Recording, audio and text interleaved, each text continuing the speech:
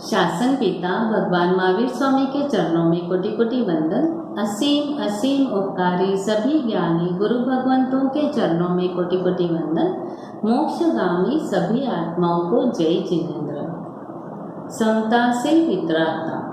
अगर हमें वितरागता तक पहुंचना है तो समता को समझना बहुत ज़रूरी है, और यह एक ऐसा गुण है कि जो हमें जल्दी से जल्दी वितरागता की ओर आगे ले जाता है।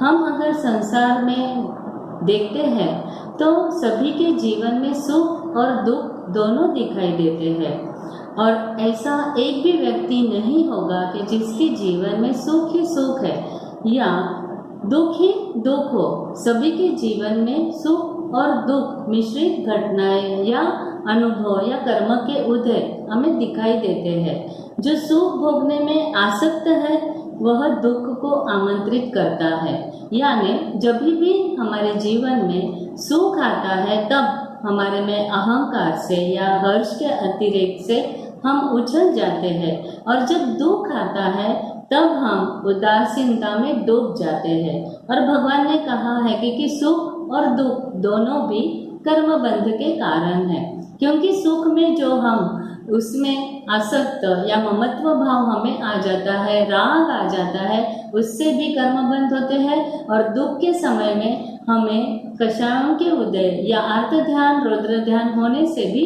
हमारे कर्म बंध होते हैं।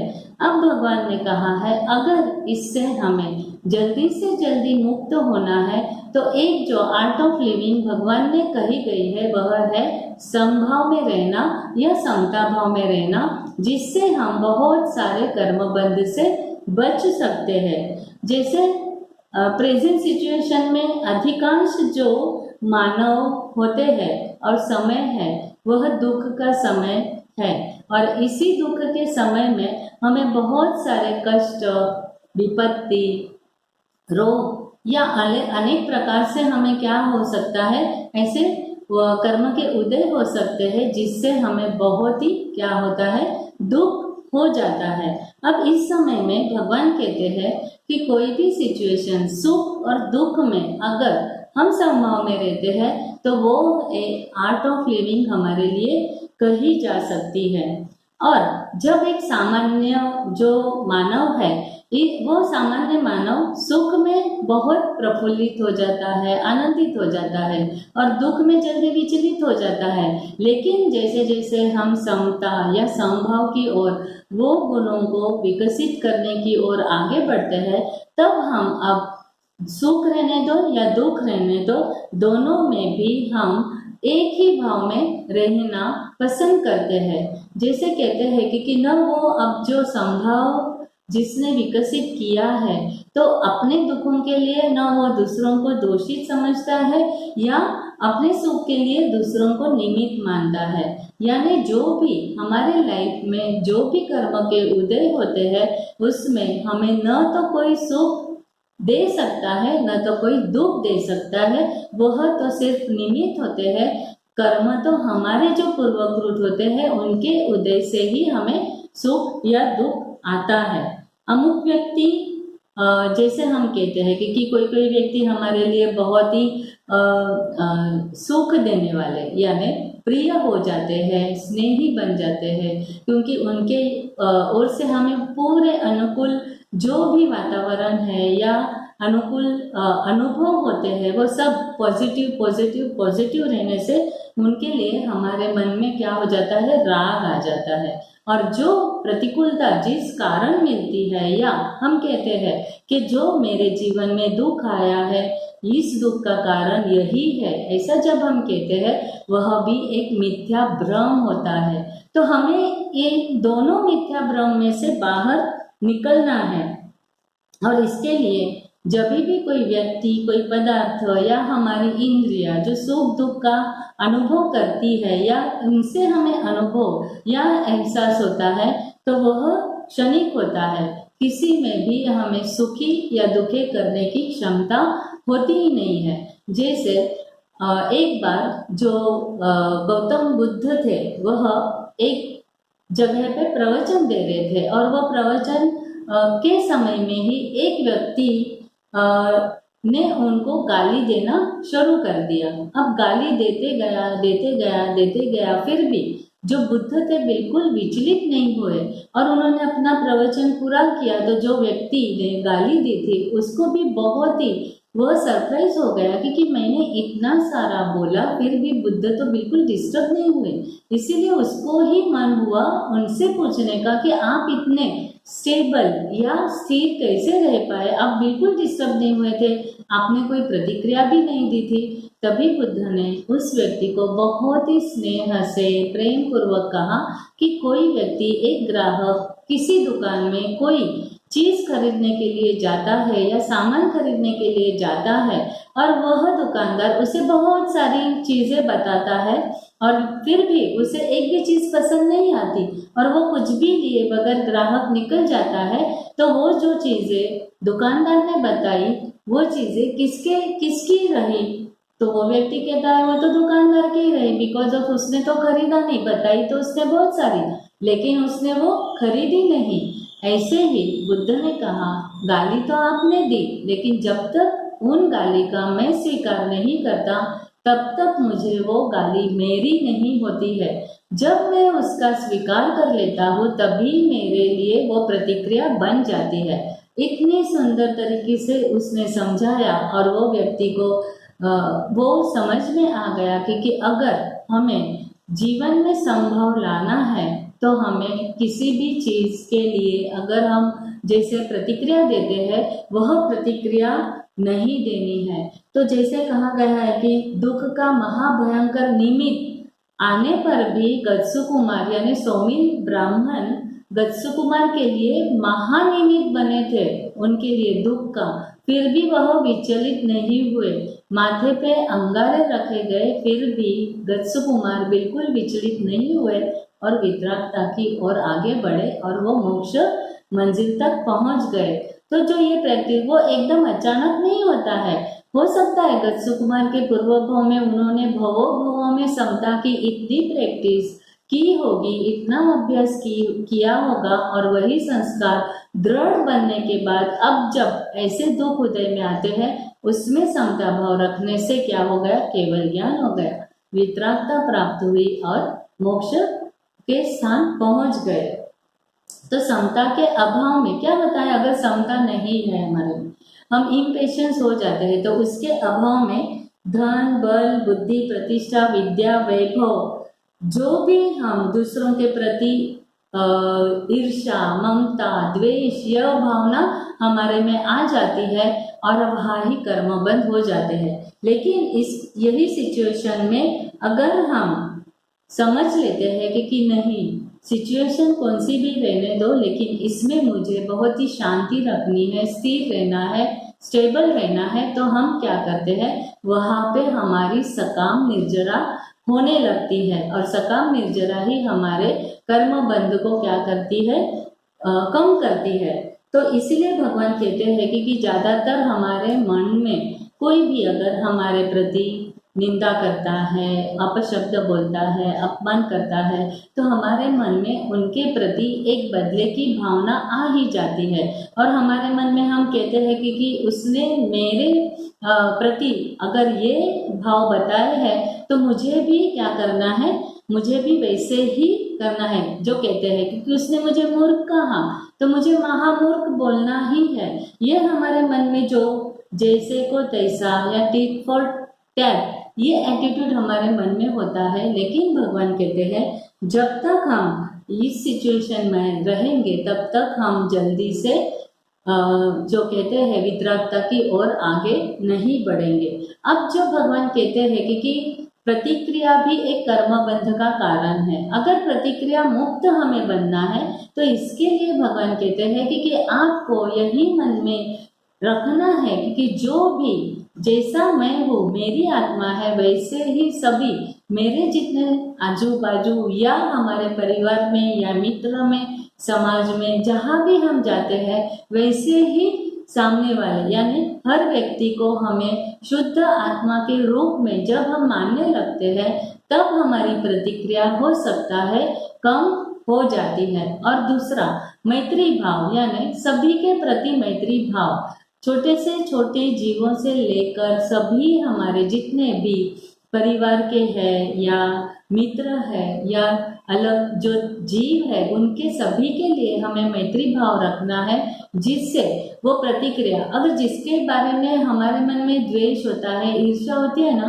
तो हमारी रिएक्शन एकदम इमीडिएट होती है। लेकिन अगर हम समझेंगे कि नहीं, पूरा जो पूरी सृष्टि या पूरा विश्व ही जो है वह मेरे लिए मैत्री समान है, तो ये भाव अगर हम रखते हैं तो हम हमारे समता का जो गुण है उसको डेवलप कर सकते हैं।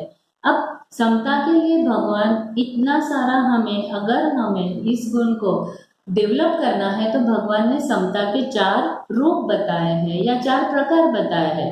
तो इन 4 प्रकारों में अलग अलग सिचुएशन में, अलग अलग परिस्थिति में हम उसको कैसे अंडरस्टैंड करके हमारे में इस समता गुण को डेवलप करें, इसीलिए भगवान ने हमें मार्गदर्शन दिया है। तो 4 में फर्स्ट जो भगवान ने कहा है वह है भावनात्मक समता। भावनात्मक समता यानी प्रतिकूल व्यक्ति, विषम परिस्थिति और घटना दुर्घटना के क्षणों में मानसिक रूप से स्थिर रहना या तनिक भी विचलित न होना, इसको भावनात्मक समता कहा गया है।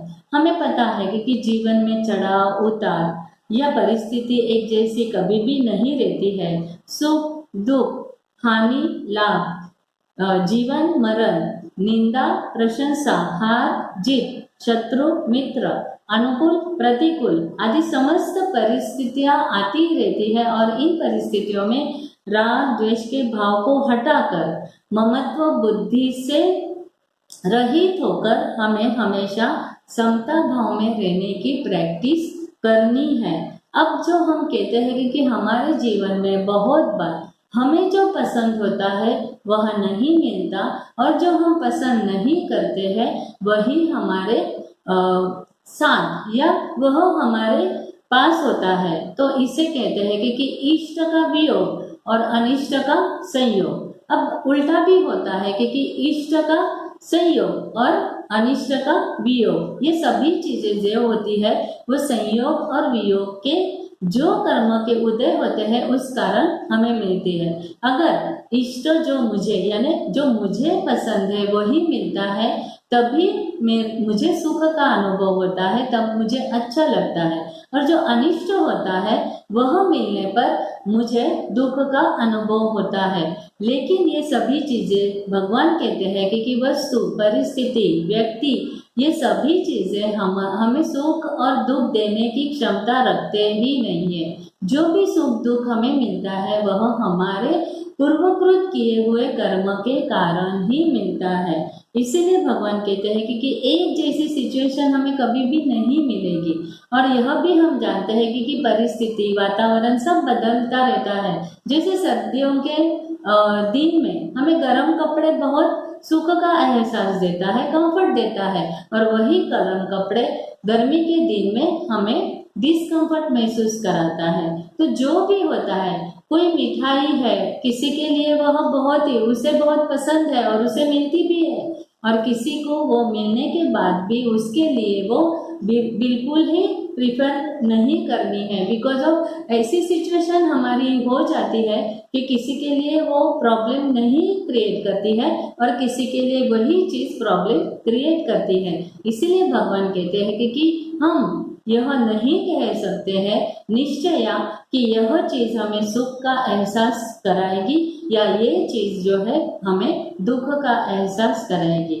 ये सभी चीजें भगवान ने सापेक्ष बताई है।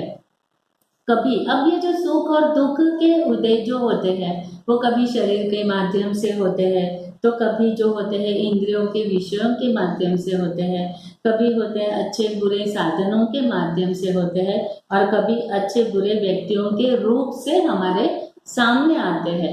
तो हमें समझना है कि कोई भी सिचुएशन में कोई भी जो भी माध्यम से सुख और दुख हमारे जीवन में आते हैं उसमें भगवान से यही हमें प्रार्थना करनी है कि हे भगवान, प्रत्येक संयोग या वियोग में ऐसे पलों में मेरा मन सदैव समभाव में रहे। ऐसे ही हमें क्या करना है, भगवान से शक्ति मांगते रहना है। एक साधक, अब ये जो हमारे में समता भाव डेवलप होता है ना, तो कभी भी ऐसे भी हमने देखा है कि कितनी भी प्रतिकूलता या ऐसे बड़े बड़े रोगों में या ऐसी मुश्किल या अशुभ ऐसी परिस्थिति में भी अगर हमारे पास ये समभाव का गुण है, समता का गुण है, तो उस सिचुएशन में भी हम भावनात्मक समता रखते रखते हमारे में धैर्य, आशा, उत्साह और आत्मविश्वास इतना बढ़ता जाता है और हम बिल्कुल ही विचलित किसी भी सिचुएशन में नहीं होते हैं और हमारे में एक समभाव आ ही जाता है। अब दूसरी बात जो कही गई है वह है दृष्टिपरक समता। दृष्टिपरक यानी हमारी दृष्टि से हमें सभी को इक्वल समझना है, कोई भी नीचा ऊंचा, गरीब या अमीर ऐसे जो भेदभाव होते हैं या जाति के भेदभाव होते हैं, इसके कारण भी हमारी जो क्रियाएं होती है, प्रतिक्रियाएं होती है, वह बहुत बार क्या होती है, अशुभ होने की संभावना होती है। और वहाँ पे कहा गया है जो सम्यक दृष्टि या समकिति की प्राप्ति जिनकी होती है वह ये कर सकते हैं, यानी सभी सिचुएशन को इक्वली देखते हैं, यानी उनकी दृष्टि, सम्यक दृष्टि जिसे कहते हैं, वह सम्यक दृष्टि इनकी डेवलप हो जाती है। और जागरूकता यानी सतत जागरूक रहने से, यानी किसी भी सिचुएशन में अगर हम हमारी जागरूकता बनाए रखते हैं तो हम इन गुणों को डेवलप कर सकते हैं। तीसरा है साधनात्मक समता। साधनात्मक समता यानी भगवान महावीर ने साधना के 2 मार्ग बताए हैं, एक है आगार धर्म, दूसरा है अंगार धर्म। हमें यह पता है आगार धर्म यानी श्रावक, अंगार धर्म यानी साधु वर्ग। अब जो श्रावक होते हैं तो श्रावकों के लिए भगवान ने सामयिक का मार्ग यानी 2 घड़ी की सामयिक बताई गई है, और जो साधु है उनके लिए जो सामयिक बताई गई है वो यावत जीवन की सामयिक कही गई है। यानी साधुओं को यावत जीवन सामयिक या संभाव में रहना है, यानी पल पल उनको जागरूक रहना है, आवश्यक है, अनिवार्य कहा गया है। और श्रावकों के लिए जो 2 घड़ी की सामयिक कही गई है, इन सामयिक में जो संभाव का गुण प्रैक्टिस करते करते, इसका प्रयोग करते करते अब ये जो गुण हमारा डेवलप होता है, तो भगवान कहते हैं चलो आपने द्रव्य से तो सामयिक कर ली, लेकिन हमें अब भाव से भी सामयिक में रहना, ये हमारा क्या होना चाहिए, हमारी जीवन शैली होनी चाहिए। यानी हम सामयिक करते करते व्यावहारिक जीवन में, सांसारिक जीवन में हम कहाँ पे भी जाते हैं, तब जो हमारे ये प्रयोग, इसका प्रभाव सभी जगह दिखना बहुत जरूरी होता है। और ये जो बाय प्रोडक्ट कहते हैं, भगवान कहते हैं अगर आप भाव से करते हो और इस गुणों को हम जैसे जैसे डेवलप करते जाते हैं, हमारे में संभाव आता जाता है और ये संभाव हमारा नेचर बनता है। अब हम कहाँ पे भी रहे, कितनी भी अनुकूलता रहने दो, कितनी भी प्रतिकूलता रहने दो, हमारे में एक प्रकार का संभाव आ ही जाता है। और यही संभाव जो कहते हैं कि एक प्रकार आत्मविश्वास हमारे में क्रिएट करता है और हमारे पे हमें अब विश्वास आने लगता है कि कितनी भी प्रतिकूल सिचुएशन आए तो भी जो श्रद्धा मेरे में है, वो श्रद्धा कभी भी मुझे विचलित नहीं होने देनी है। और इसी कारण कौन सी भी सिचुएशन आने पर साधनात्मक जो हमारी क्षमता होती है, उसका प्रभाव हमें यानी खाली धार्मिक क्षेत्र में ही नहीं, धर्म क्रिया में ही नहीं, लेकिन हमारे संसार में या व्यावहारिक क्षेत्र में भी इसका प्रभाव दिखाई देता है। और लास्ट में भगवान ने कहा है क्रियात्मक समता। क्रियात्मक समता यानी क्या, क्योंकि हम संसार में हैं, बहुत सारे व्यवहार हमें संभालने पड़ते हैं, बहुत सारी प्रवृत्तियां हमारे जीवन में होती है। हम सिर्फ न परिवार से या न सिर्फ हमारे मित्रों से, लेकिन समाज, संघ, राष्ट्र, देश से भी हम जुड़े हैं और इन सभी में बहुत सारी प्रवृत्तियां होती रहती है। और इन प्रवृत्तियों में जितनी भी हम साथ में प्रवृत्ति करते हैं तो हमारे साथ में कर्मबंध होते हैं। और देखा जाता है कि यहाँ जहाँ जहाँ ऐसे इवेंट होते हैं या ऐसे सम्मेलन होते हैं, तब जो समता भाव या जैसे हमें रहना चाहिए वह थोड़ा कम दिखाई देता है। जल्दी से प्रतिक्रिया, जो भी अगर विषम परिस्थिति क्रिएट हो जाती है तो हमारी प्रतिक्रिया इमीडिएट होती है वहाँ पे, और वहाँ पे ही हो सकता है कि कषायों के कारण, आर्तध्यान रौद्र ध्यान के कारण वहाँ पे हमारे ऐसे कर्म बंध हम कर लेते हैं, और वहाँ पे समता जो दिखानी चाहिए थी वह हम नहीं दिखा पाते हैं, और हमारे अशुभ कर्म का बंध हो सकता है। इसीलिए कहते हैं क्योंकि जो हम अगर यहाँ पे है हमारे समता को पृष्ठभूमि में, जैसे कहते हैं कि सभी के प्रति अगर हम मैत्री भाव रखते हैं, हर एक जितने भी व्यक्ति वस्तु परिस्थिति सभी के प्रति हमारे मन में करुणा भाव है या माध्यस्थ भाव है या मैत्री भाव रखते हैं, तो ऐसी सिचुएशन में या ऐसी जितनी भी इवेंट्स होते हैं वहाँ पे भी हम समभाव हमारा रख सकते हैं। तो इसके लिए हमने देखा कि अगर समता योग रूपी वृक्ष के मोक्ष रूपी फल को प्राप्त करने में हम ऐसी समता रखते हैं तो सफल हो जाते हैं। जो समत्वी साधक माली की तरह हमेशा जागरूक, अप्रमत्त और उत्साहित होकर समता योग रूपी पौधे को प्रतिपल सुरक्षा और विकास करता है उसकी, और एक दिन निसंदेह मोक्ष रूपी फल को प्राप्त कर ही लेता है। इसीलिए आज हमने ये देखा कि अगर हमें मोक्ष मार्ग में जल्दी आगे बढ़ना है तो हमारे में समता गुण का विकास करना बहुत जरूरी है। और समता जो है ये प्रथम जो समकीर्ति का प्रथम लक्षण भी कहा गया है, यानी समकीर्ति प्राप्त करने के बाद हमारे भाव है वह क्या हो जाते हैं, काउंट करने जितने हो जाते हैं। यानी जैसे कहा जाता है कि एक बार समकीर्ति की प्राप्ति हुई तो जगन्य तीसरा और उत्कृष्ट 15वें भव में हमें मोक्ष मिलता है।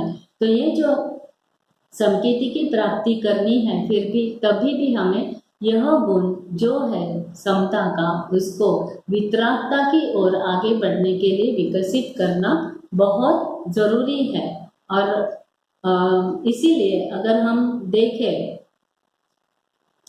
सुख भी मुझे प्यारे हैं, दुख भी मुझे प्यारे हैं, छोड़ूं मैं किसे भगवन, दोनों ही तुम्हारे हैं।